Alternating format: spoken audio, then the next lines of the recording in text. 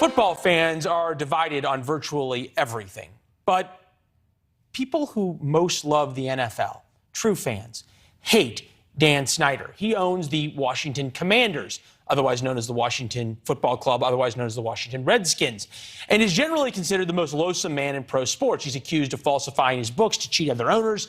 He's accused of selling explicit photos of the cheerleaders. He's accused of allowing racist and sexist behavior to run rampant in the team locker room. And he famously allowed an NFL investigation on the conduct of his club, so long as the results remain private. Somehow he survived it all and richer than ever.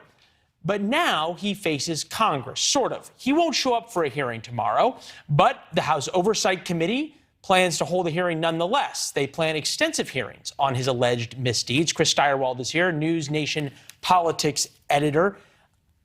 At first blush, doesn't Congress have anything better to do? What did Dan Snyder do to make Congress angry? Well, it's not like they'd be doing anything worthwhile if they weren't doing this. That's one thing we always have to remember. People say, well, why aren't they dealing with inflation? Trust me, if they could deal with inflation, they would deal with inflation. Look, the truth is that in this city, Dan Snyder is among the most hated people, right? Because of the terrible experience, over the past decade of, bad teams, bad press, the long fight over the former name of the team and Snyder's refusal. And it just has gone on and on. It has been a really unhealthy, unwholesome kind of relationship. And what people have to remember, look, I'm very lucky. I'm a Steelers fan. I have a great team.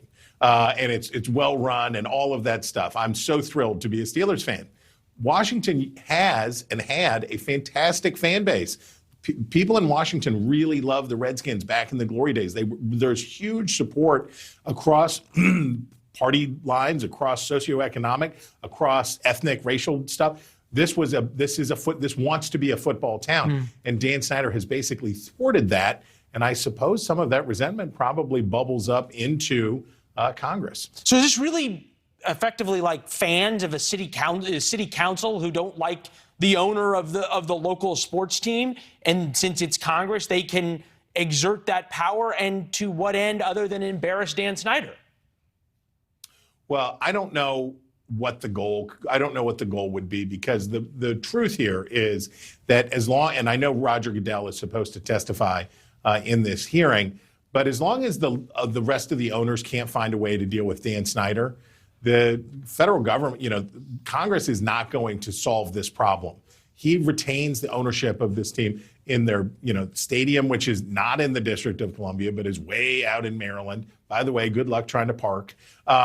He is, I'll put it this way, for Dan Snyder, he's got nothing left to lose, right? When people say it will be bad press for him, he's had all of the worst press in the world. Nobody likes him. But as long as he can hold on to that team and his fellow owners don't force him out somehow, there he is. Fair enough. From what we've seen out of Congress in the January 6th hearings, there is this idea of Congress using its investigative powers to investigate cases that the Justice Department does not want to or refuses to or thinks there's not enough there, and then sort of try to publicly build this criminal case that then they'll foist off on the Justice Department and say, here, now there's enough public pressure, you must go investigate and you must go charge. Is that what we're seeing potentially for Snyder, or is this just trying to embarrass him? I don't know. Merrick Garland has proven to be a pretty cool customer at the Justice Department and has not gotten steamrolled by members of his own party too often. I don't know that the goal here is a federal prosecution. I think the goal here is to embarrass Dan Snyder to the point that Dan Snyder eventually says that just listening to the list of things that you went through about, I was like, oh, I forgot. Yeah, oh, most yeah, people that leave one. the party by then. Too. Yeah. Yeah, exactly. And my thinking is, if you can brazen it out through all of that horrible of horribles, right? If you can be Dan Snyder agonistes and have bad teams and can't beat the Cowboys and on and all of that stuff, though they are looking a little better this year.